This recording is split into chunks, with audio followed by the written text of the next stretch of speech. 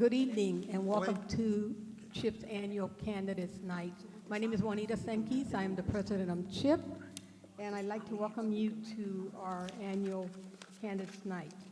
Before we get started, I'd like to welcome Alicia Parn to open with a prayer. Oh, she's here.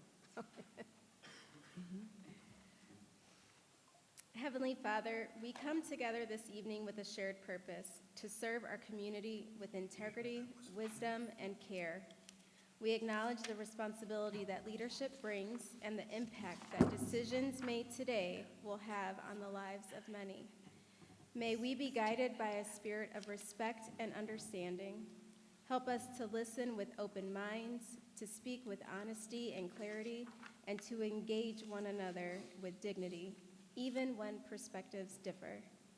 Grant our candidates the courage to lead with conviction, the humility to learn and grow, and the compassion to place the needs of the community above all else.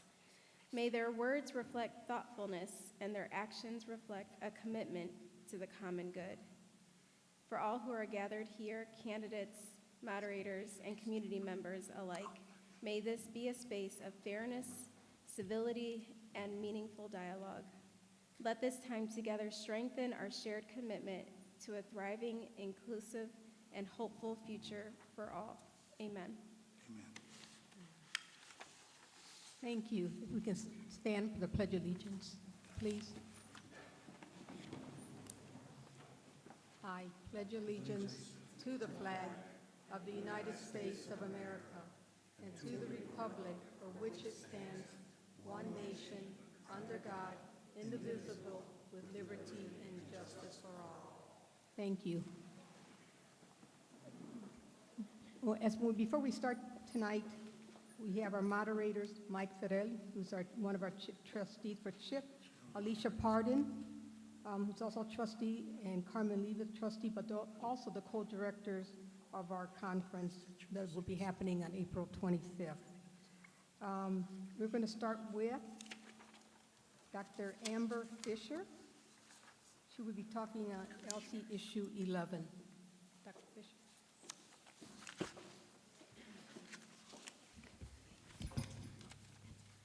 Thank you for the opportunity to speak on behalf of the Murray Ridge Levy Committee. The Lorain County Board of Developmental Disabilities, more commonly known as Murray Ridge Center, provides and funds essential services for more than 3,000 children and adults.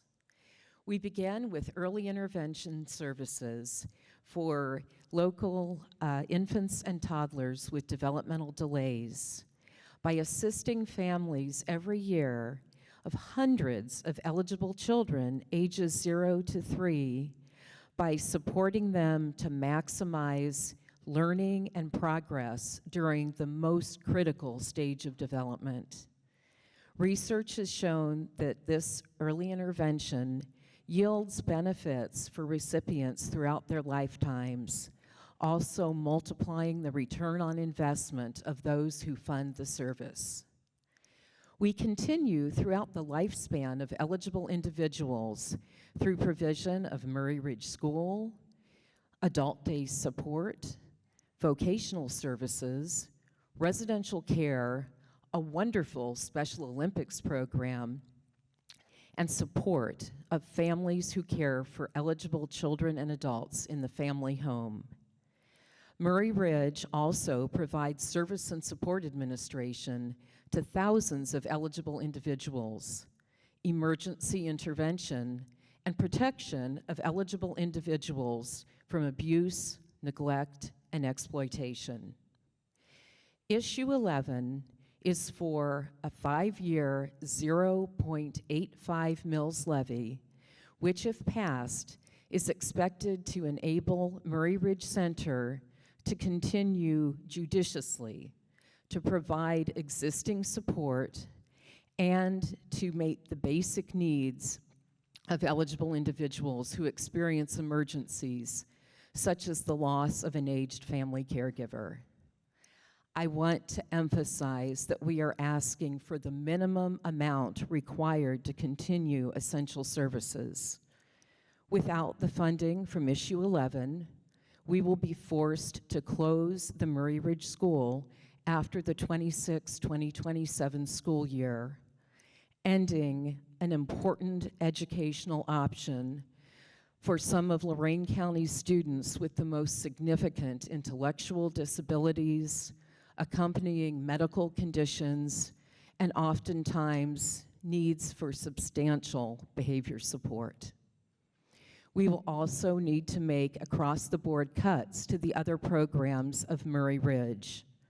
Particularly vulnerable are programs such as early intervention, which are funded almost entirely with local levy dollars. I would be remiss if I didn't say that Murray Ridge Center is an exceptional steward of public funds. We have asked for no increases since 2013, despite substantial inflation since that time. It's also important to understand that we receive no inside millage, meaning that as property values increase, there is no increase to local taxpayers for existing levies of the Lorain County Board of Developmental Disabilities. Consequently, local homeowners have paid nothing additional for Murray Ridge Center since 2014. Issue 11, if passed, will cost the owner of a $100,000 home about $30 per year or 8 cents per day. It is with the deepest of respect for Lorain County voters and property owners, and also an acute awareness of the devastating impact of levy failure on some of our most vulnerable fellow citizens, that I ask for your support by casting a vote for issue 11. Thank you.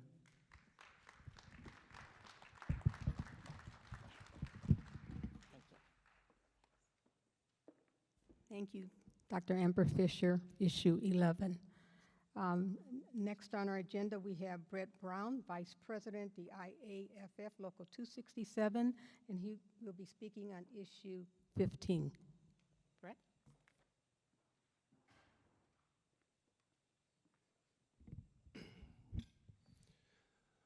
First, I'd like to thank Chip, Candidates Night, for having me out to speak. Issue 15. If we remember anything that I say tonight, just remember issue 15 saves lives.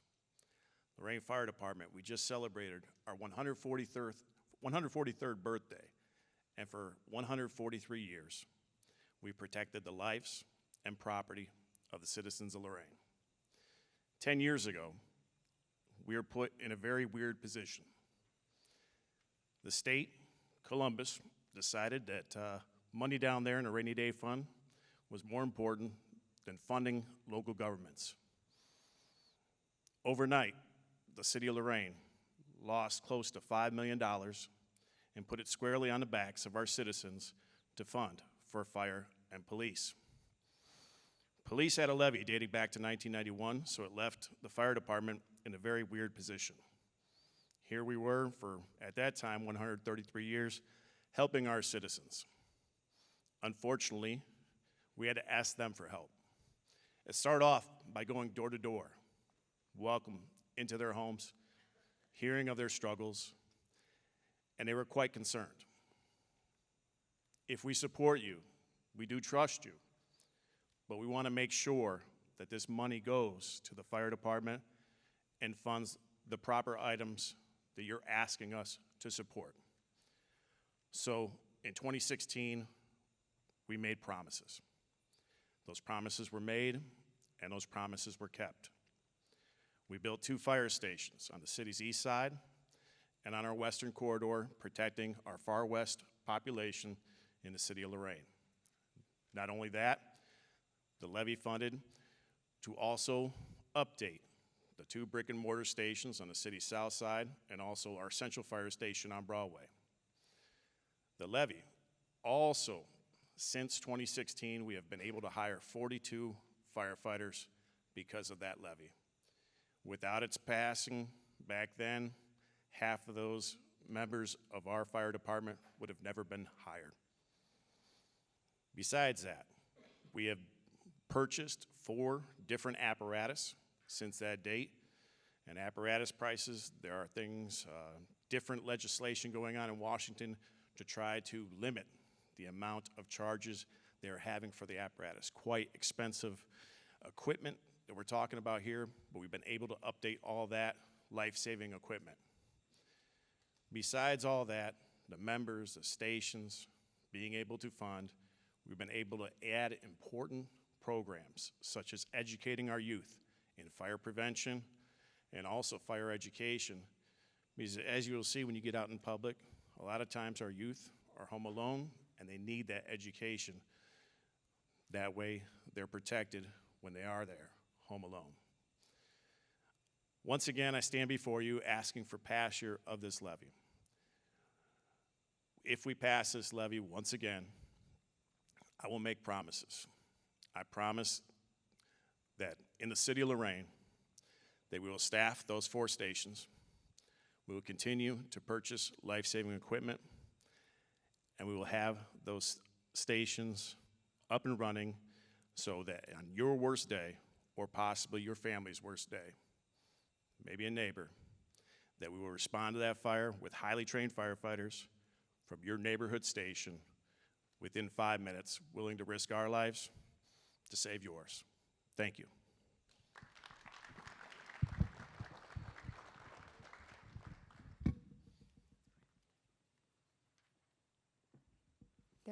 Brett Brown on issue 15. Our next issue is issue 5, Lorain City School District, and Dr. Jeff Graham.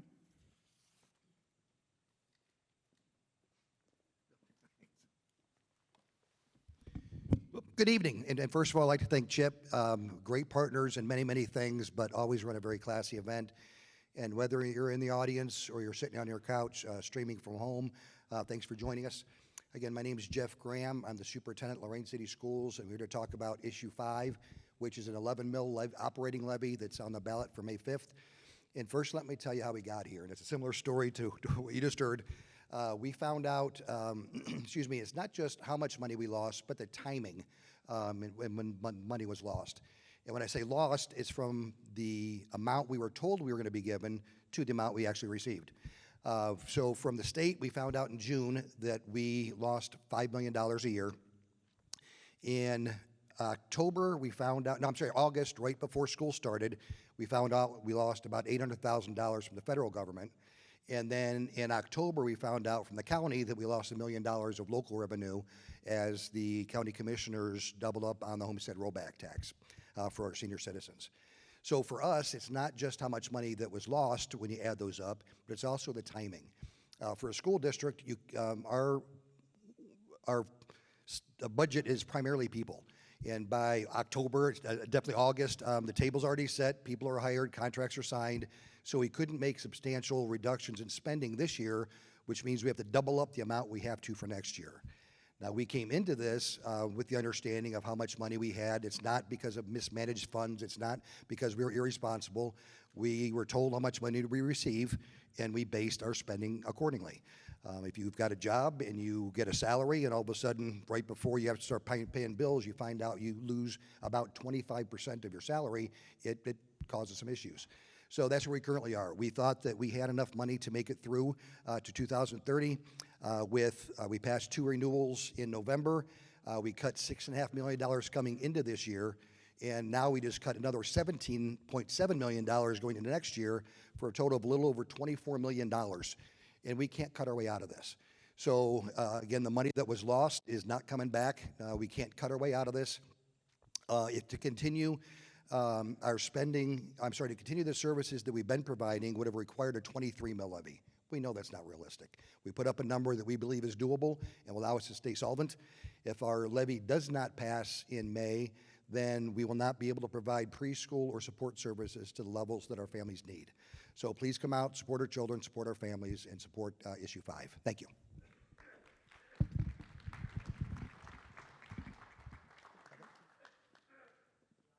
Okay. Thank you, Dr. Graham. That was issue 5. Our next issue is issue 6, Lorain Public Library renewal, and that would be Chris White, the chairman. Chris?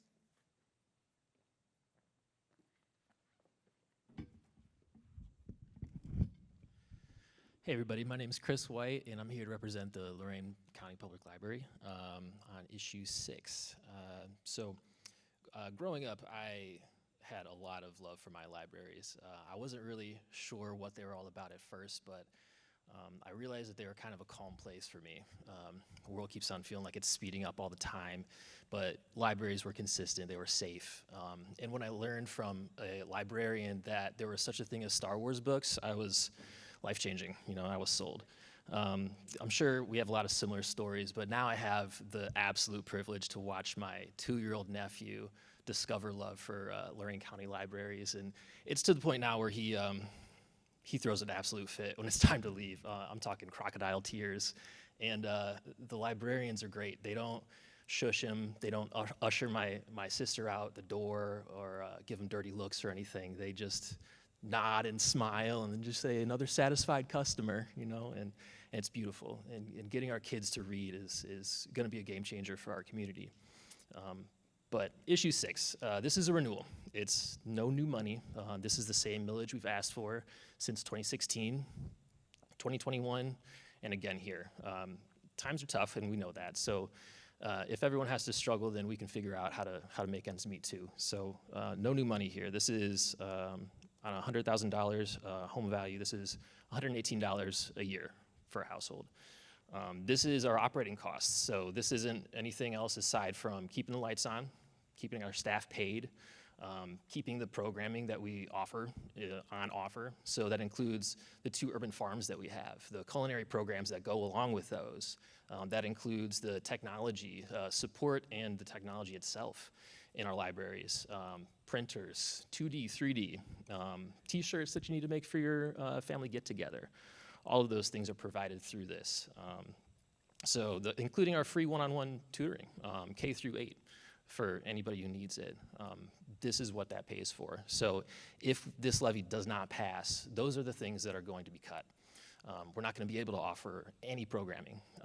We're also going to need to cut the staffing. Even the library hours would have to be cut. So again, this is operating costs. This is a renewal, and this is going to be $118 on a $100,000 property value. So please join me in voting yes on issue 6. Thank you.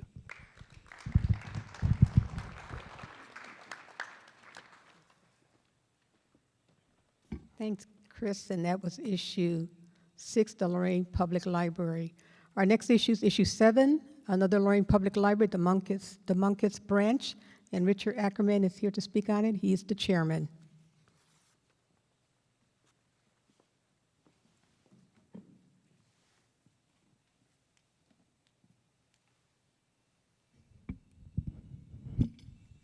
Good evening. My name is Dick Ackerman, and I'm an old, retired school administrator, teacher and school administrator. And somehow I found myself as a trustee on the Lorain Public Library System because I didn't like what I was seeing and hearing down in Columbus. And so here I am in my job today. I live in Sheffield Lake, and we have an upcoming levy, and I want to address the levy that we need to pass to stay operating here. And I'm going to give you some statistics and so on, and maybe some fun statistics to think about before I'm done here. Our issue is issue 7. And because of some language changes that were done down in Columbus, our levy replaces 2 separate levies. One is a 2.2 mil, and another is a 0.75 mil. So at the end of 2026, those 2 levies go away. So what we're really doing is replacing it with a 2.2 levy for 5 years. Now that's important if you're speaking to somebody. This is a replacement. And roughly, I did some calculations on what we're already paying right now for our little library in Sheffield Lake, the DeMoncus Library. For a $100,000 valuation of a home, we're paying about 45 or 50 bucks a year. And with this 2.2 mil levy, it's going to produce a little more money. It'll cost about $77 per year. So the difference is going to be about maybe $30 per year for us to keep operating.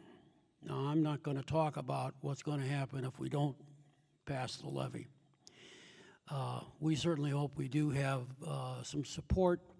All the wonderful things that we do. We have culinary programs. We have, we're small at the DeMoncus Library. We do literacy. We actually do kindergarten readiness programs at that library. Obviously, we have free internet and connect people with all over the world if they need to.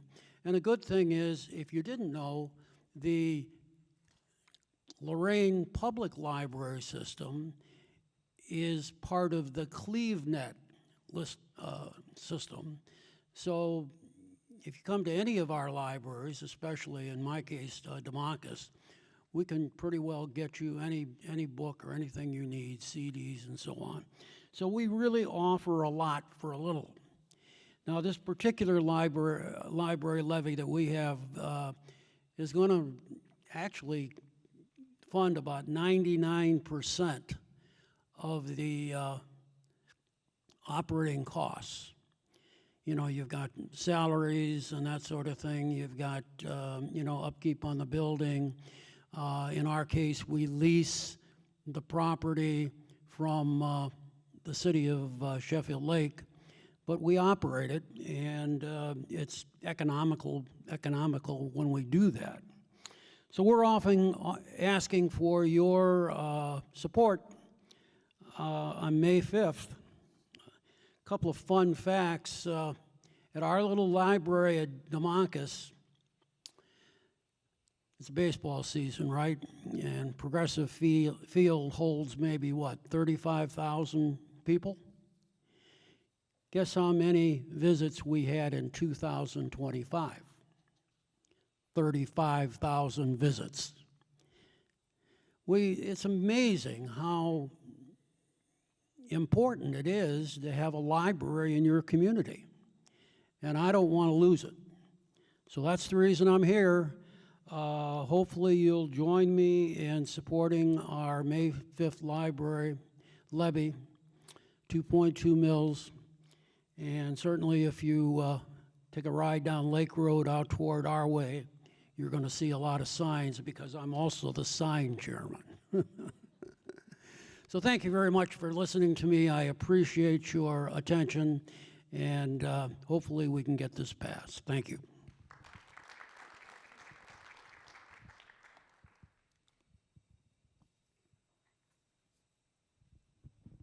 Thank you, Mr. Ackerman. Issue 7, Lorain Public Library, DeMoncus Branch. And now I'm going to turn it over to our moderators. Is it going to be a little intermission or not? Yes. So we have Carmen Libas, Mike Fidel, and Alicia Pardon, our moderators. Thank you. Okay, ladies and gentlemen, welcome back. And now we're going to begin with our candidate races. We're going to start with the state representative race for the 52nd district, with the candidates being Mr. Mike Baker and Craig Bansek. So we're going to begin with opening statements, and we're going to start with Mr. Baker. Mr. Baker, you have 1 minute to give us your opening statement. Good evening, and thank you, Chip, for hosting this, and I appreciate everybody being here tonight. My name is Mike Baker. I'm running for state representative because people in Lorain County are not being represented the way they deserve. I'm not your typical politician, and I don't plan to be. I'm a small business owner here in Lorain County and Elyria, parent, someone who lives the same reality as people who I'm asking to represent. I want to be clear that I'm not going to take any corporate PAC money or be bought and sold like many politicians down in Columbus today is. My campaign's being people-powered. that this seat belongs to the residents of this district and not special interests. Right now, all we see what happens with politicians put corporations like First Energy scandal and then deals with the stadium, the Brown Stadium. It's the same story, backroom deals and taxpayer money on the line. That's what I'm focused on, is I'm focused on lowering costs and delivering real property tax relief here, fully funding our public schools so every child has a fair shot, and bringing accountability back to the State House so it works for you. This campaign is about putting people first and making sure Lorain County families can afford to stay, grow, and succeed right here at home. I'm here right for you, not for corporation interests. Thank you. Thank you, Mr. Baker. Mr. Bantek, your opening statement, please. Thank you, and thank you to Chip for hosting this candidates forum tonight. I'd also like to wish my opponent, Mike Baker, the best of luck in the primary. My name is Greg Bancek, and I'm a proud Democrat. It is great to be back in my hometown of Lorain, where I'm a proud 1990 graduate of Admiral King High School. For the past 17 years, I've served as superintendent of Columbia Local Schools. I will retire this year with nearly 33 years in education, also holding the positions of teacher, coach, assistant principal, and principal. I've spent my entire career as a public servant. I bring deep knowledge in school funding, property tax, fiscal responsibility, and building strong relationships. I'm running because I know these issues affect all residents in District 52. I will fight to make healthcare more affordable, support working families and seniors, protect and stand up for labor, veterans, and ensure our public schools are properly funded. Most importantly, I will be a strong, experienced, and collaborative voice at the State House, one that puts people first and works to deliver real results in our community.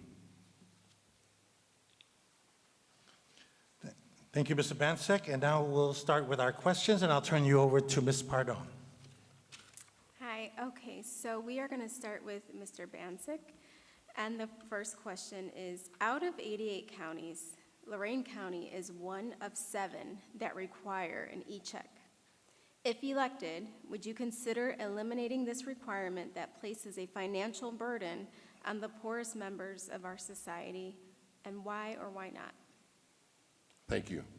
Yes, it should be eliminated, and it's only in the 7 northeast counties of Ohio. E-check is outdated and very expensive. It costs about $12+ million a year to fund that program. It's also burdensome to our low-income families. Plus, modern vehicle emissions are significantly cleaner today than they were back when the e-check program began. Thank you. Mr. Baker, same question. Thank you. Yeah, we definitely need to take a look at eliminating the e-check program or reforming it as best as we possibly can. Like Greg said, 7 of the 88 counties in Ohio are the ones that are actually being serving the most underpowered people and helping people, and it's just hurting people left and right. They have to spend thousands of dollars to just get their car back on the road. These are people that can't afford that. These are people that are making minimum wage and going beyond that to where they can't do that. So we definitely need to make sure we take care of that and eliminating the program, and because it costs Ohioans money, and it costs local residents as well. Thank you.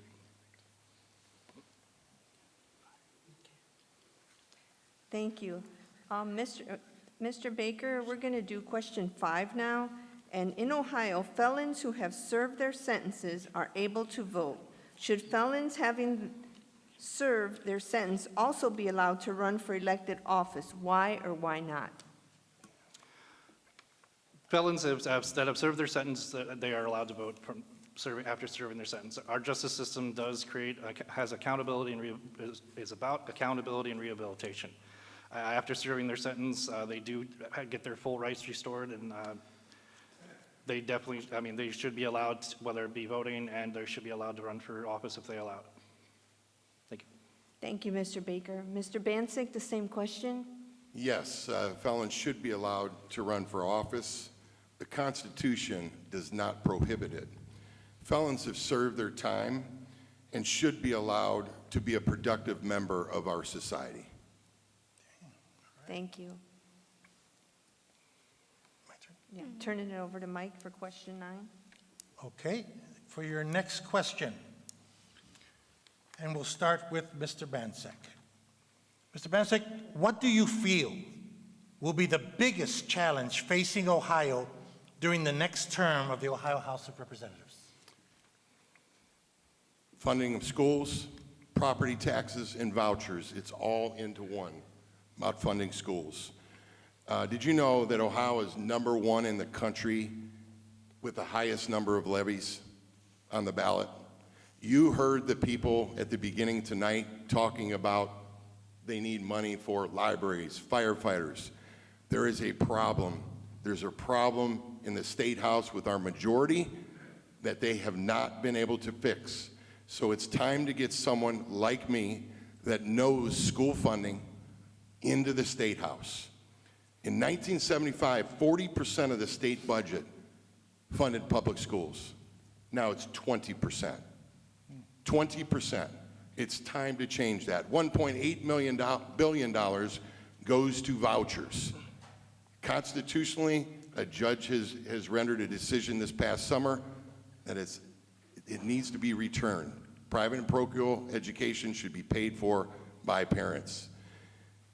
And then we hear it's going to be $2.8 billion next year.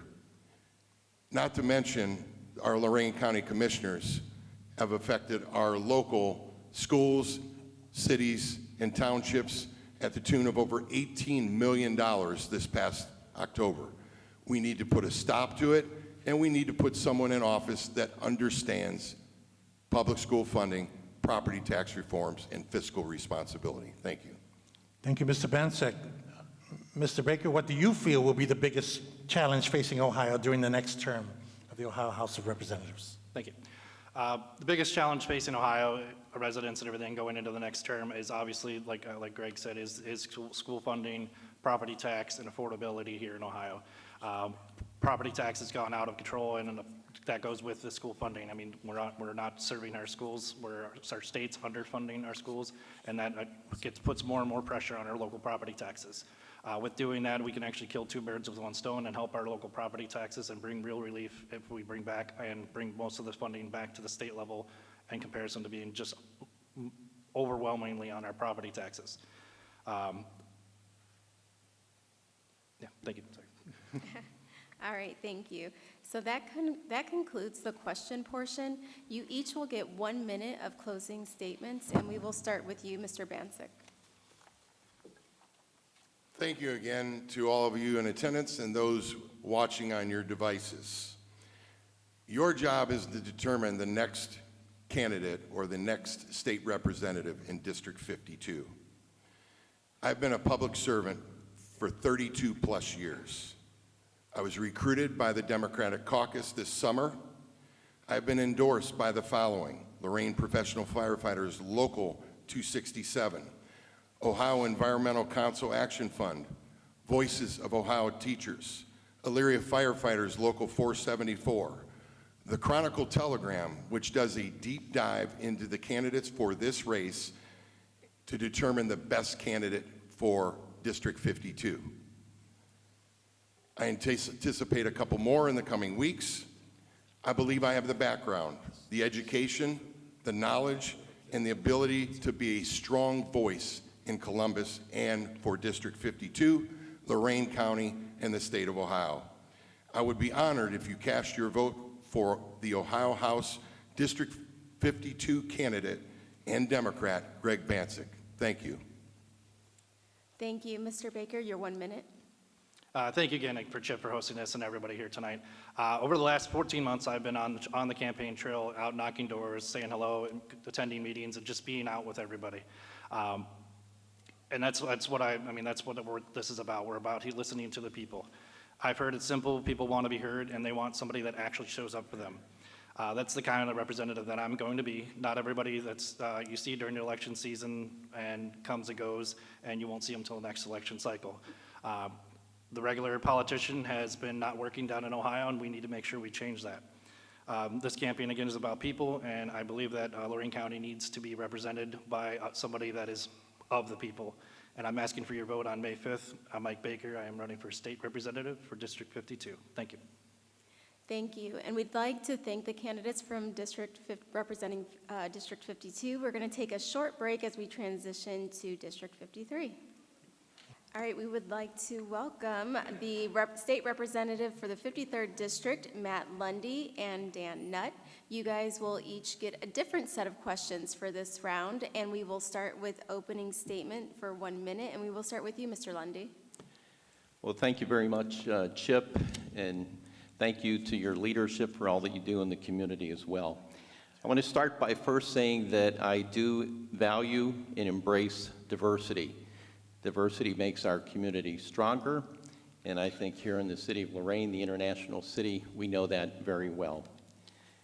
Much like Sherrod Brown, who has told you that he really wasn't planning on running for office, I was in that same boat. I wasn't planning on running for office.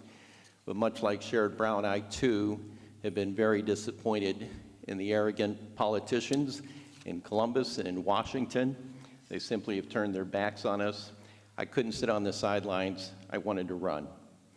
As a former commissioner and state representative, I think I've established myself as being a moderate and responsible leader.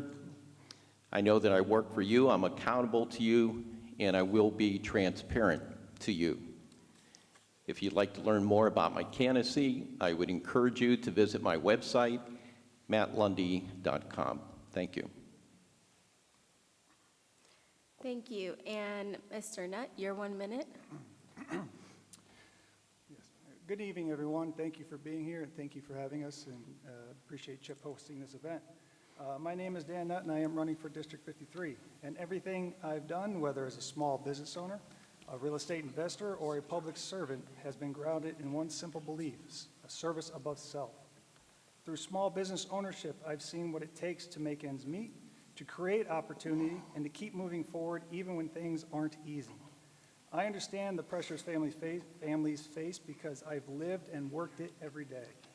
And in public service, I've carried that same mindset because government should work the same way, focused on people, grounded in real-world experience, and committed to delivering results.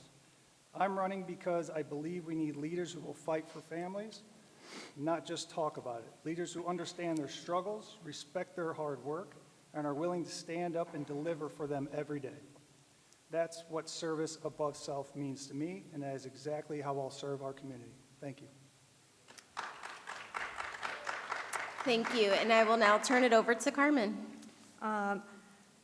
Mr. Nutt, question 6 will be, the question we'll be asking, assuming your victory, choose an issue you would prioritize, why it's important, and what you would hope to accomplish when addressing it. Yes, thank you for the question. One of the things I would focus on, there are many of them, obviously school funding, campaign finance reform, our election integrity, but let's focus on school funding. Obviously, that is a dire issue. Our schools are being attacked in Columbus every day. They are systematically being defunded, in my opinion, through the voucher system. I think there are certain things that we can do to help balance the budget for schools and fund them properly. As I referenced, the voucher system. I'm not anti-voucher. I am just more pro the way vouchers were originally intended and introduced. If private schools want public dollars, they should meet the same metrics as our public schools. Public schools don't get to pick the most profitable students, therefore neither should private schools. So I would look more towards restructuring that voucher system and stop funneling those dollars away from our public schools. Thank you. Thank you, Mr. Nutt. Mr. Lundy, the same question. Well, I think we're in agreement. School funding, absolutely. If we want to have a well-educated workforce, we need to have proper schools. If we want to attract companies, if we want to keep companies, we need to have an educated workforce, and that starts with properly funding our schools. It's been unconstitutional since the mid-1990s. The legislature continues to ignore this. The legislature continues to underfund public education. We should not see Lorain City Schools facing $16 million in cuts and over 100 staff members being cut and teachers. It's simply because they're not doing their job. And that's why there's a big need for change. The vouchers need to go. The $2 billion that's being allocated for that needs to be put into public education. And I think you're going to see a court decision soon that's going to say that it's unconstitutional, there's that word again, for them to be funding the schools like they are through the voucher system. So we want a well-educated workforce to have a strong economy in Ohio. That starts with properly funding our schools. Thank you. Thank you, Mr. Lundy. The next question relates to what we've all been exposed to on sort of a regular basis these days, and that is the lack of meaningful dialogue between both sides of the aisle all around the country. And our question relates to that. And it's going to go first to Mr. Lundy. Mr. Lundy, in your opinion, have we passed the time when both sides of the political aisle work together to solve problems and enact legislation that will benefit Ohio? Why or why not? Well, I think it starts with gerrymandering. You know, first off, with gerrymandering, you have extreme ends in the political spectrum. So that's where it really starts. But bipartisanship is very important. I believe when I was in Columbus before that I demonstrated that. In fact, when I first came on the floor of the legislature each and every day down there, I would first walk over to the other side and talk to my colleagues on the other side of the aisle. I did introduce bipartisan bills, and I remember in particular my payday bill. I managed to secure 29 Republican votes for that bill to go over to the Senate. You would think that that wouldn't be possible, but it was. That's probably the greatest example I can give you of my efforts in working with my colleagues in Columbus. We can't continue to be divided. We are the United States of America, last time I checked, and I think we get better results when we work together.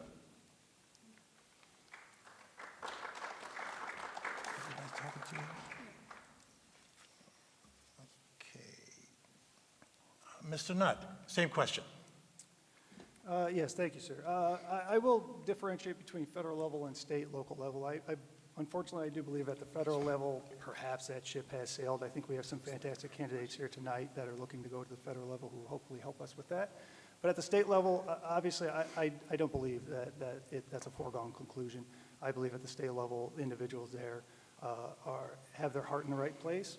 I think, obviously, at certain times, they purposely push division because division, unfortunately, helps one side and not the other side, which I would say would be the Democratic side. But, of course, it's about reaching across the aisle, coming to compromises, working with individuals through negotiation, and really putting the benefits, what benefits the families of the 53rd District first. Thank you. Okay, and we're going to move into your third and final question, starting with Mr. Nutt. How would you champion business development in the county while also respecting communities fearing the loss of open spaces, farmlands, and small community feel?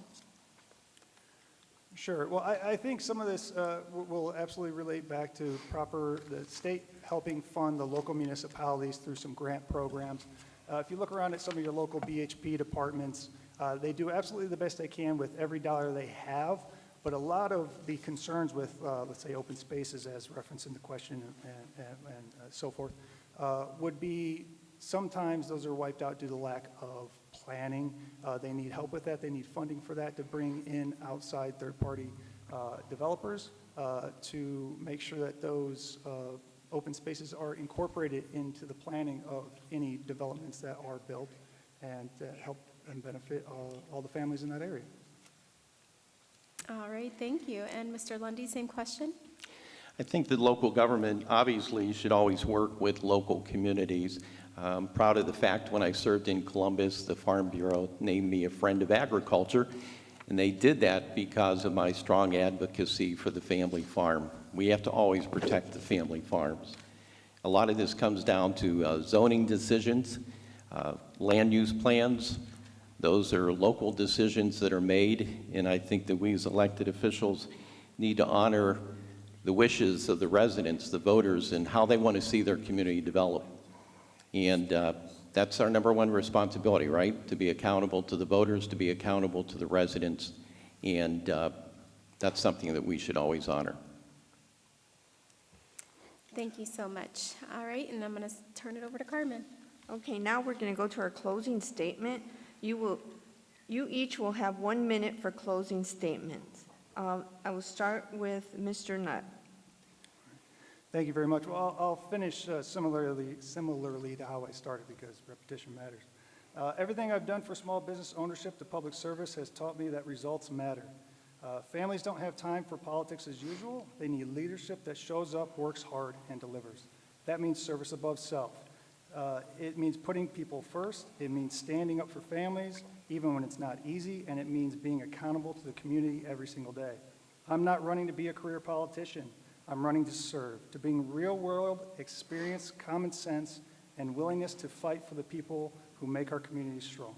If you believe in that kind of leadership that works for families, not politics, I'd be honored to have your support. Thank you. Thank you, Mr. Nutt. Mr. Lundy, your closing statement? Let's be candid. Columbus has failed Ohioans. It's because our taxes are so high because of our failed leadership in Columbus. We must end unconstitutional school funding. We need to properly fund our schools. That will help reduce the burden of property taxes. We must end the voucher system. $2 billion going to vouchers. That $2 billion needs to be coming back to our schools and our communities. And we must restore local government funds. I see council people here tonight, they know it all too well. The reason that the fire department, police department, and communities are running into serious problems is because local government funds need to be restored. Listen, it's going to take a lot of hard work. Anybody who knows me knows I'm not afraid of hard work. I'm going to roll up my sleeves, go to Columbus, fight for our families, and make Ohio a better place, and most importantly, Lorain County a better place for our families. Thank you, Mr. Lundy. This concludes our State Representative 53 District. We will now take a short break to transition to the representatives to Congress 5th District. Okay, ladies and gentlemen, welcome back. We're now going into the representative to Congress for the 5th District. Unfortunately, Mr. Heberling III, his father has gone ill tonight and would be unable to join us.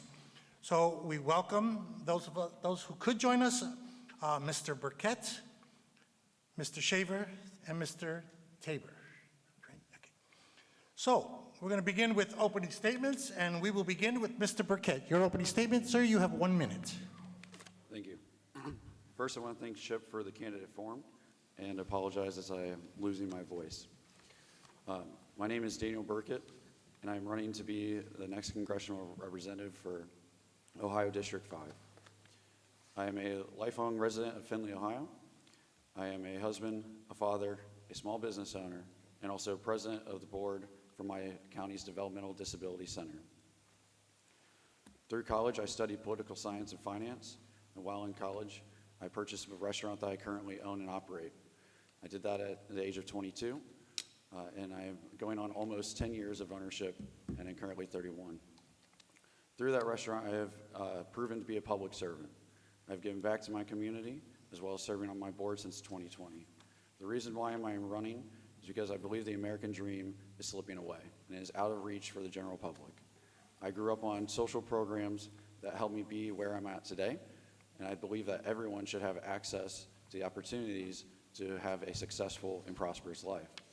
I'm also running because affordability is a real issue. It's not a buzzword. It's an everyday struggle and problem that families face, and is a reality that must be addressed. Thank you. Thank you. Mr. Shaver, your opening statement.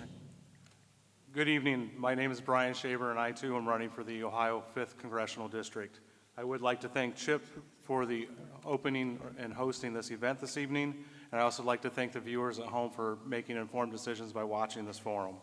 I am a lifelong civics, government, and social studies teacher and educator. I've spent my time in a multitude of different school settings, private schools and public schools. The last 10 years I spent at Foster City Schools, a very diverse community nestled in the heart of Seneca County and Hancock County and Wood County. So we've navigated 3 counties into one. Over the last 9 years, I've been the president of our local education association. I serve as the Foster City Council president and I'm also a PhD student in leadership studies at Bowling Green State University. Needless to say, I do stay busy, I do stay successful, and I will work that hard for all of you when I'm elected to Congress, because I know how to multitask, I know how to stay busy, and I know how to be successful. I'm asking you to make informed decisions and listen this evening. I think you'll hear a lot of stuff. We're all sitting up at this table because we have nothing more than we want to do than to beat Bob Latta in November, and you have some good choices to make in front of you this evening, so thank you very much. Sorry, where are we at? Mr. Tabor, your opening statement. Thank you. Hello, people. I'm the average Joe. My name is Scott E. Tabor, and my initials spell SET, and I'm set to be your next congressman and fight for you, and you. I'm a proud father, a grandfather, a stepfather, and a godchildren to a Latino descent family whose future opportunity and equality are personal to me, not political. I come from a family of military background. My father was a Marine. My grandfather was in World War II, and many of my family members have fought and died in this country for many years. I learned the values of service, discipline, and responsibility, and will carry those values with me to Washington. I worked in Local 33 Sheet Metal Workers International. I've studied at Lorain County Community College and Ohio University. I'm not a career politician. I'm someone who has worked, raised a family, and lived the same challenges many Americans face. I'm running in this race to protect the Constitution, to stop any misuse, abuse of power, and to make sure that our government works for the people. Thank you. Thank you, Mr. Tabor. Now we're going to get into the question portion of this race, and we're going to start with Mr. Shaver. And the first question is, was a line crossed in the shooting deaths of U.S. citizens Alex Preddy and Renee Good? Why or why not? All right. Thank you for the question. The short answer is yes, the lines were crossed. Alex Preddy and Renee Good were doing nothing more than representing themselves and an issue they thought was important and the First Amendment of our Constitution. One of the most important issues with this is that we have some illegal policing going on, if we want to call it policing. We have armed thugs with wearing masks, going after people without due process, violating the Constitution on several areas, which is one of the reasons I'm running for this position, is to make sure that we're upholding the Constitution, a Constitution that I keep with me, because the first three words in this is "we the people," and there's unknown and untold violations of this Constitution in various spots. The First Amendment's being violated when we're not letting people speak and express themselves properly. The Constitution, to wrap up, distinguishes the difference between citizens and people. Citizens get to vote, citizens get to run for office. The Constitution is for everybody else in this nation, and it should be protected for all people. The last three words of our Pledge of Allegiance is "and justice for all." We need to make sure that we're representing all people, including citizens and non-citizens alike, and that we put the Constitution back and follow that Constitution in everything that we do. Thank you, Mr. Shaver. Mr. Tabor, the same question, question number 3. I'm sorry, I don't have that paper with me. Oh, okay, yeah. I think, do we have an Thank actual? you. Thank you. So I'll read the question. Was a line crossed in the shooting deaths of U.S. citizens Alex Preddy and Renee Good? Why or why not? Well, he was pretty much executed in the street of America. That's number one. ICE crossed the line. ICE should not have even been there, let alone shooting him. They disarmed him and then shot that man. That was execution. That was not a shooting. And that should never happen in America. Never. Thank you, Mr. Tabor. And Mr. Burkett, same question? Absolutely. Now, let's be real. They weren't just shot. They were executed in our streets in America. ICE has turned our streets into a pseudo-war zone. Actions of ICE are similar to those in the war zone in the Middle East, where there's Marines going door to door, kicking down doors, searching for terrorists. We cannot have that in our streets. We are supposed to be the beacon of freedom. We are supposed to be the beacon of democracy. And we are supposed to be the beacon of the entire world and lead by example. By those examples that we set, we are allowing for others to open that door and violate the rights of citizens and the like. I believe that there is the right way and the wrong way to do things. When it comes to protecting our borders, yes, we should have secure borders. But when it comes to alienating our immigrants and forcing them into the streets or in cages, that is not the right way to do it. We have to do this the right way. We have to protect civil liberties and civil rights of all citizens and non-citizens and be, again, the beacon of freedom and democracy this world needs. Thank you. Thank you, Mr. Burkett. Mr. Shaver, question 4. Assuming your victory, choose an issue you would prioritize, why it's important, and what you would hope to accomplish when addressing it. Mr. Shaver. Well, as I stated to begin with, I'm fighting for the Constitution. Without that Constitution, none of this is going to matter. There won't be any programs. There won't be any hospitals. There won't be much of anything left. That Constitution has to be protected. That is us. And that's why I'm in here. I'm fighting in this race, to fight for the Constitution, to protect it. And it should be protected for always. Thank you. Mr. Schaefer, the same question. Sorry. Thank you. I don't want to echo too much of what Mr. Tabor just said, but definitely the primary focus of a victory should be to work in a nonpartisan way or a bipartisan way with our people across the aisle and try to get some semblance of understanding and following that Constitution back into the congressional chambers, into Washington, D.C. That is lacking. I believe that the greatest crisis we're facing right now as a nation, before we can begin addressing some of the goals that we have outside of that, is the constitutional crisis we face. That constitutional crisis isn't necessarily starting with the chief executive that we've elected. That comes as no surprise to many of us what the chief executive is trying to do.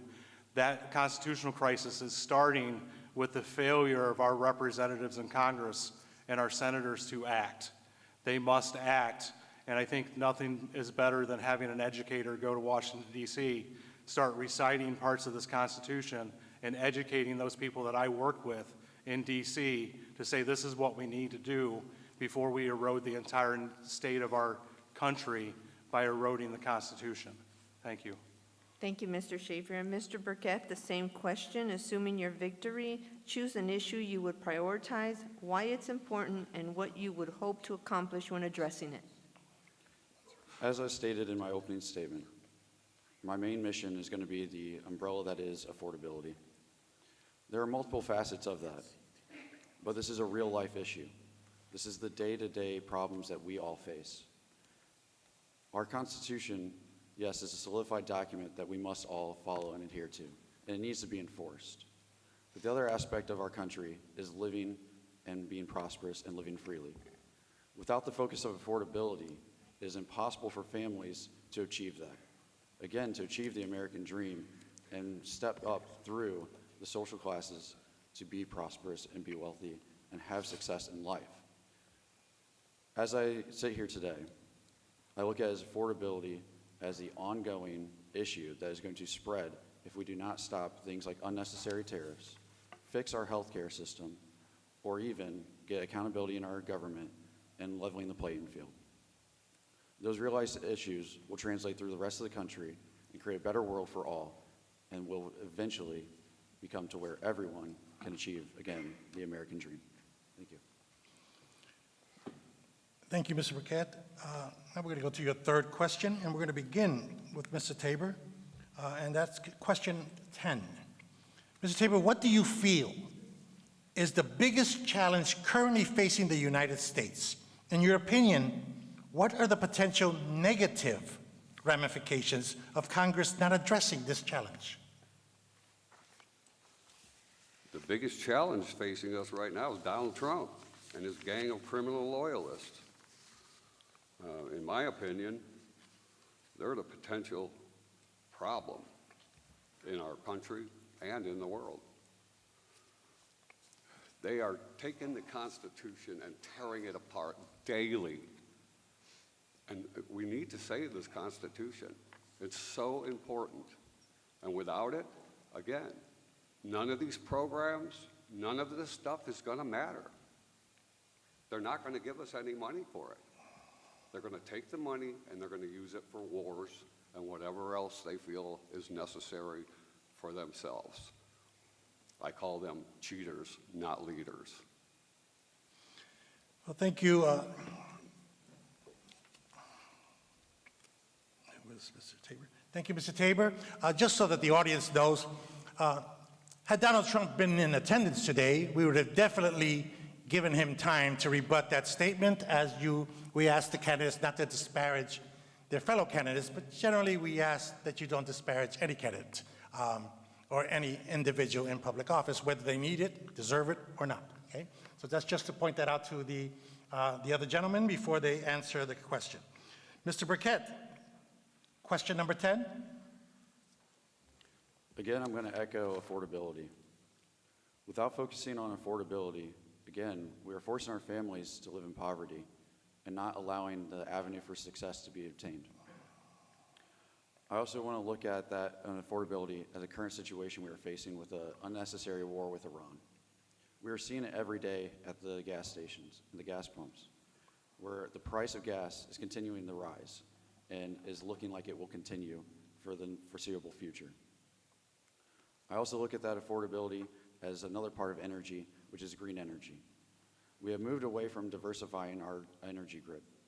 We have the ability to provide clean, green energy across our country, yet we have leadership who is adamant about halting that progress. Again, I emphasize progress. We need to move forward as a country. We have to fix the current issues that are facing families day to day. And again, that issue is affordability. And again, I'll echo this point.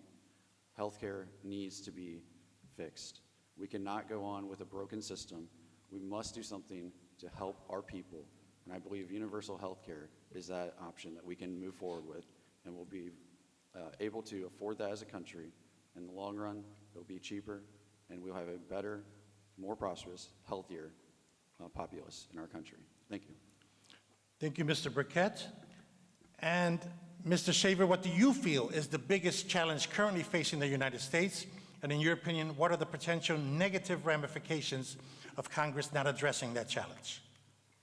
So again, I'll start with saying that we are in a constitutional crisis in this nation.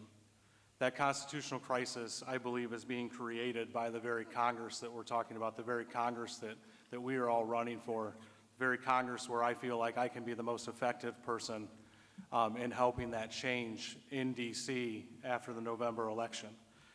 That starts with understanding the system of checks and balances. Our failure as a Congress to not uphold the system of checks and balances has created a conflict that we're being allowed to call a war in Iran that is causing the affordability crisis to be exacerbated in Northwest Ohio. We have farmers that are getting ready to go in the fields seeing the highest fertilizer prices in decades because of a war that wasn't sanctioned, that violates the War Powers Resolution of 1973 because a Congress has failed to act on the system of checks and balances.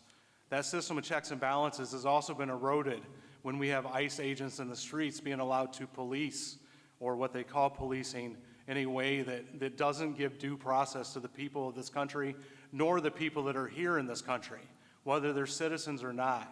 That is a violation of our checks and balances. Thank you. All right, and that concludes the question portion of this race. We will go into closing statements, and Mr. Shaver, we'll start with you. Perfect. Thank you again, Chip, for allowing us to speak this evening, and the viewers at home for watching this. My name is Brian Shaver. I am a Democratic candidate for the 5th Congressional District. You can find my information at brianshaverforcongress.com and other socials. I've spent my life in Northwest Ohio raising a family and serving the community in local government, in the classroom, and as a union leader. My focus is on restoring trust, strengthening transparency, and making sure that our government truly serves we the people. As I teach my students, it's important to make informed decisions that include differing opinions and deferring to experts and being open to innovative approaches that will help serve the best interests of our communities. I encourage you to visit my website once again, and I thank you for the time to speak, and I also thank Chip for hosting this event. Thank you. Mr. Tabor, your 1 minute closing remark. Thank you. As I stated in the beginning, I'm running in this race to protect the Constitution, to fight for my children, my grandchildren, your grandchildren, and the world as a whole. I'm running to protect the Constitution from misuse, abuse of power, and an attack on our rights, any attack on our rights.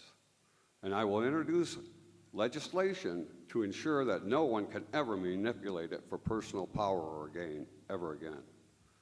This government was meant to be made up of we the people, by the people, for the people. Not billionaires, not special interest groups, not high-dollar attorneys, and not lifelong politicians. If we don't cherish and protect our Constitution, we risk losing it. We risk losing what makes this country a free society: our independence, our democracy, and our way of life. I'm a fighter. I don't quit, I don't give up, and I don't give in. I will protect the future of the Constitution, this country, and you for futures to come. Thank you, and please vote for me. Thank you. And Mr. Burkett, your 1 minute. Just want to thank you, Chip, for having us out here tonight. Thank you all in attendance. Thank you all viewers who are watching. I ask you tonight for your vote in May 5th primary. Not only for to get through this primary, but to go and fight for you in November to defeat Bob Latta. I ask you for your vote, not just on policy, but on character. I have a proven track record as a public servant in my community for the last almost decade. And I will take that to DC with that in mind.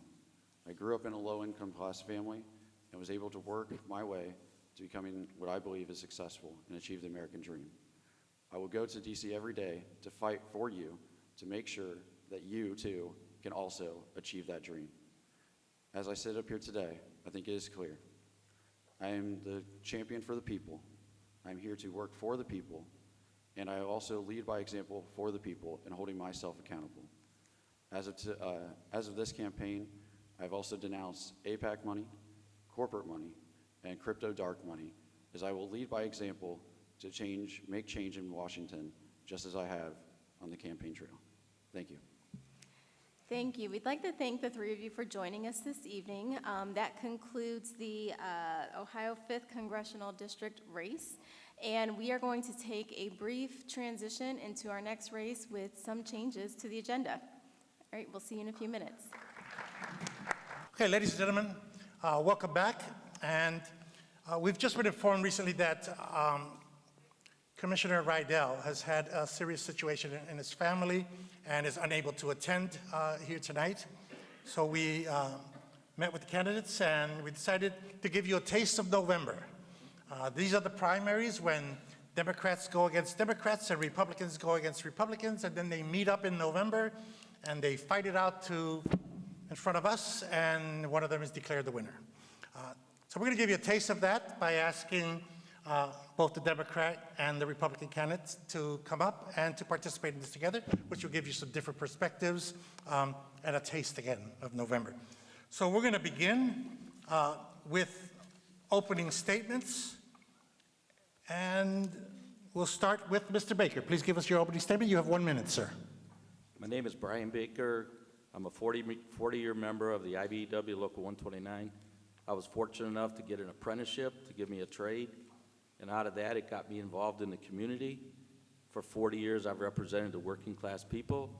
Sometimes I've had differences with both Democrats and Republicans if they didn't want to support the working class. I've understood how to work in the community, whether it was the sports school levies here, currently here in Lorain, on the renewal last time, because I think our kids, and I have my grandkids go to this school, and I knew that the renewal was important at that time. I've also, when I came home in 2022, I started attending the commissioners meeting, and I didn't like the way the direction it was going. So I did run in 2024 unsuccessfully by 1 percentage point, and so I've come back to serve the community. Okay, Ms. White, your opening statement. Ms. White? 1 minute. 1 minute opening statement? I'm sorry. Thank you. I'd like to thank all of you that came out to listen to us this evening, and thank CHIP for sponsoring this event. My name is Carolyn Y. White. That's what you will see on the ballot. I am running because I believe that Lorain County deserves to work for the people, we the people. I don't think that's always being done. I've been in politics for over 36 years. I've worked for the people of Lorain, Sheffield Village. I served as the first African-American councilwoman in the city of Lorain for 2 terms, and I had to resign because I relocated and built a home in Sheffield Village, where I have served 12 terms on Sheffield Village Council. So I am here to continue to represent Lorain County on a larger level, because I know that we all deserve to grow, thrive, and leave legacies for our families. Thank you, Ms. White. And Mr. Schlechter, your opening statement, sir. Yes, good evening. My name is Will Schlechter. I'm the Republican candidate for Lorain County Commissioner. I am from Henrietta Township. I've been married to my wife for 23 years and counting. I have 4 children together with her. My youngest is 14, my oldest is 20. We farm there in Henrietta Township. I farm with my brother. We have a small farm market there on State Route 113, and we also have a small excavating business as well. I've been in public service along with working for most of my adult life. I've been on the Lorain County Lorain County Board of Trustees for Farm Bureau, Lorain County Soil and Water Conservation District, Lorain County Rural Water Wastewater District. I've been a 4-H volunteer for over 20 years, and I am currently on the Fireland School Board. It's been an honor to be here tonight, and I look forward to continuing our conversation. Thank you. Very good. Good job. Thank you. Mr. Scheckler, we're going to start with the first question. It's going to be number 4. If the county budget calls for serious cuts right after you get elected, what departments might you be looking at for those budget reductions? Are there departments you would look to protect on behalf of Lorain County citizens? As a leader, I think you got to start with your own administration. So I think we got to start with the administration, ability to make cuts there, and then work our way down. Services that I think are important are children's services, 4-H. I think we got to start with the kids. You know, I've always been a proponent of that. I mean, they're our future, and so those are the services I'd like to keep strong. Thank you. Thank you. Ms. White, the same question. I don't think that I could just sit here and say what I would cut without actually being there to review the budget, which is my intention upon winning, is to review the budget to see exactly what is being funded, what is not being funded, but I can tell you what I would protect. That would be our job and family services folks who are out there on the picket line every day and cutting services to the people. They're asking for $1. So I would never cut that particular department, as well as senior citizens would always be protected. Medicare and medical issues I would never cut unless it was a dire, absolute need, and I don't think it would be. Thank you, Ms. White. And Mr. Baker, same question. Yes. I was fortunate this year or last year at the end of the year to sit through the budget hearings. What I would say in there is you have to be transparent with people. Don't tell them that you're going to use the 2025 budgets and then come back and then cut their money after they got to their 2025 budgets. I will tell everybody in this room, I asked the commissioners at the time, why did we not bring in the county administrator to talk about not only the elected officials to find money, but what were we going to find from all of the government, because we need to find that piece out there. The cuts need to be, if the cuts have to be made, they need to be done evenly, but they need to be sit down and listen to everybody and work through it so they're fairly, that we don't lose part or services that we need for our citizens. All right, and so for your second question, and we're going to start with you, Mr. Baker, it's going to be number 6 on your sheet. If you had to identify one issue that motivated you to run for Lorain County Commissioner, what would it be, and why is that issue important? So for myself, I've always supported local workers, whether union or non-union, but I've always made sure that they were paid a livable wage. When I started to come back and I started what was going on with the county, I don't think that we were working for the working class people. I think that when we have to earn respect, not demand respect. So even when we're going out and asking people to maybe increase a tax or something, we have to explain why we're doing that, and we have to explain to them what's going to come out of it. You heard Brett Brown talk earlier today. He did bring up those things of what was accomplished. I think that the county should be bringing everybody back in as whole, and I don't think that's happening. I think they're dividing us currently. Thank you. Ms. White, same question.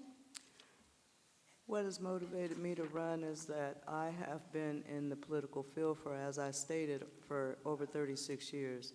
It is my way of giving back, my way of helping my citizens and my residents to have productive, well-lived lives. I would not feel comfortable if people need help and there was no way that I could give it to them without being in that position. I also look at all the rundown buildings in Lorain. The Midway Mall has been vacant for years. It's been sold 3 or 4 times, and we don't have anyone there. Downtown Lorain looks, downtown Elyria. There's many businesses that have left, and we need to work to bring those people back and to make sure that our current businesses remain, that we're working for their behalf. Thank you. And Mr. Schleckler, same question. Yes, so this one kind of hits home for me. The county received $67.4 million to help support a mega site out in New Russia Township and run sewers down through our township and several other townships. And there's a lot of people out there that do not want that. And that's one of the things that got me started. We needed a voice. And it didn't feel like we were being listened to. And so I felt that I was going to stand up and have a voice for the people. And we just, like Ms. White said, I mean, Lorain, Elyria, they're the ones that need the jobs. Why don't we put our resources towards that? Why don't we bring the jobs back that used to be here and use those resources to entice companies to come back to Lorain? I'd love to see Lorain back in its heyday. It's just, it'd be something that would be just great to see. Thank you. Thank you, Mr. Schlechter. We're now going into the last question before the closing statements. And we're going to begin with Mr. Schlechter. Mr. Schlechter, the question is number 10. How does one champion business development in the county while also respecting communities, fearing the loss of open spaces, farmlands, and losing that small community feel? Well, I think it all starts with communication. I mean, we got to talk to the communities that are involved. The communities, like even with the townships, they didn't even know what was coming until it was announced in the paper. And I think we need to have conversations, not just with all the different communities, to try to work together and bring our economy back. Thank you. Okay. Ms. White, same question. I have been out in the townships and I have been going to meetings, listening with the development of trying to put a mega site where the residents in those areas were adamantly against having those things. We have to listen to the residents. A county commissioner cannot just decide this is where something is going to go when you have hundreds of people saying, we don't want it. So we can't just plop down stuff and decide on our own. We have to listen to the residents. We have farmers that are growing our products. We need those farm products. As you go to the grocery store, you know how much things cost. If we get rid of the farmers, that's their livelihood. We cannot afford to do that. It's we the people. We have to listen to the residents and work on their behalf. Thank you. Thank you, Ms. White. And Mr. Baker, how does one champion business development in the county while also respecting communities that fear the loss of open spaces, farmlands, and that small community feel? Hi, as Mr. Schlechter. I live in Brownhelm Township. I'm a regular attender to the commissioners' meeting. And when the news came out about what was going to happen about the sewer line, what was coming out about the mega site, what was coming out South Amherst, wherever it might have been, there was no communication to a lot of those entities. A lot of things are moved through, and I think this goes back farther than just this year. But what you have to remember is the state is offering up money. The commissioners are trying to accept the money, but we have to realize we have to communicate with our trustees, we have to communicate with our villages, and we have to do what's best for the people. And when the people are talking out there, and if you attended any of the New Russia Township meetings, it was amazing to hear the comments that were coming from there. So what I think is, it's a balancing act. I do understand it. But if you don't talk to people or you don't communicate with people, we're going to end up with the results of what we have right now, where everybody's mad, and it's creating people to try to get us in these races to make changes. All right, and that concludes the question portion. We're going to move into closing statements. We're going to start with you, Mr. Baker. You'll have 1 minute for a closing remark. First of all, I'd like to thank Chip and the viewers tonight for letting us come here and speak to you. I think with my experience that I've had, fortunately or unfortunately, going to Washington, D.C. and spending 15 years there, watching government that didn't work, and if you go back to a statement that was by Tip O'Neill, he said all politics are local. We need to bring things back to the local level to start working through it. I believe in giving myself my time in the community with the craft that I was given. I was fortunate to be able to donate my time at the Veterans Memorial. It was over at Oakwood Park. I donated the electric there because of the respect that I had for the Hispanic community and also for Sal Rivera, and that's how that got up. What I would say is we have to work together. And I will tell you, if you want to go back, way back, I was probably more where I wouldn't work with anybody. When I went to D.C., I learned that you have to work across the aisle to get anything done. Right now, I don't see that happening here in the county. With that, I would ask you to support me on May 5th and vote for Brian Baker. Thank you. And Ms. White, your 1 minute closing remark. I believe with my proven leadership that I am the best candidate for the job. My financial background as a retired bank manager, promoted to assistant vice president to run a major bank, Key Bank is the bank that I retired from, has given me the ability to lead and to understand finances, where your tax dollars should go, and how to use those tax dollars for your benefit, and making sure that we are working with the residents, not against the residents, that we're having regular meetings with the residents to talk with them to see what our thoughts are and what their thoughts are. I have done this for many, many years. I understand finances. I've invested millions of dollars for my bank clients, and I can do that and make sure that we have growth in Lorain County. Your tax dollars will be put to good use, I assure you. I ask for your vote and your support on May 5th. Thank you. Thank you. And Mr. Schlechter, your 1 minute. Yes, hi. I'd like to thank the CHIP for hosting us tonight. I'd just like to say, even though I'm not a polished speaker, I like to communicate with people and get to know them. And I think that's it's part of the job. Is you got to get to know people, get to know the communities, go out, reach out to people, and make connections. I love making connections, and just bring transparency and integrity back to the county. That's something I stand for, and I think is very important. I guess I'd like to just ask for your support on May 5th, and thank you very much. All right, thank you so much for joining us this evening and being a great sport to the last minute change in this race. So thank you to the three of you that are running for commissioner. And before we turn it over real quick, one little service announcement. Reminder, we are having our 27th annual Hispanic Leadership Conference this month, April 25th.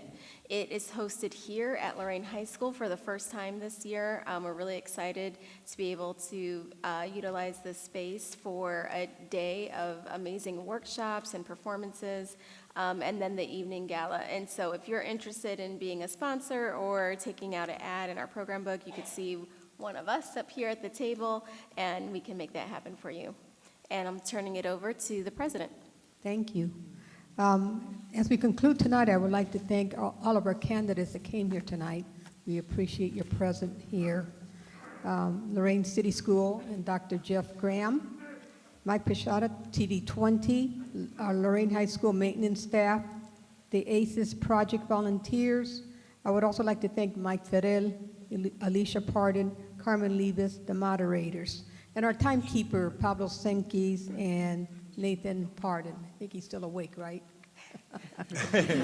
Don't forget to vote on May 5th, 2026. Your vote is your voice. Thank you. Good night. Have a safe trip home.